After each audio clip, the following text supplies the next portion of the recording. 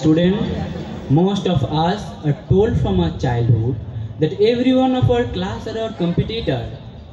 Unfortunately, we are part of an educational infrastructure where competition has more priority than learnings.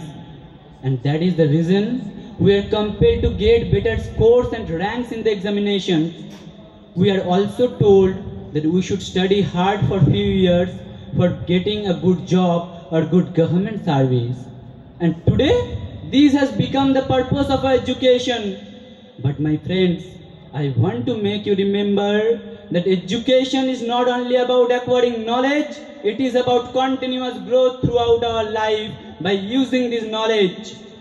And as a student, when we will understand the concept that I am not alone the future of our country, we are the future of our country, that day we can make our educational infrastructure ecologically sustainable, my friends. We will be able to put out the word competition from our educational infrastructure, and I believe that it will make a fruitful environment among the students. Then the students will be able to learn from manifesting their knowledge rather than getting a job.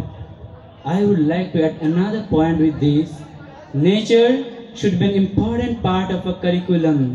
As a student, we should more connected with the nature because the nature is our greatest teacher. I would like to conclude here with a beautiful quote of Rabindranath Tagore. পরিপূর্ণ মানব সত্তাকে লালন করে দেহ, মন ও আত্মার সমন্বয় সাধনের মাধ্যমে নিজেকে জাতির উপযোগী, দক্ষ ও কল্যাণধর্মী সদস্য হিসেবে গড়ে তোলার নামই হলো শিক্ষা। থ্যাঙ্কস।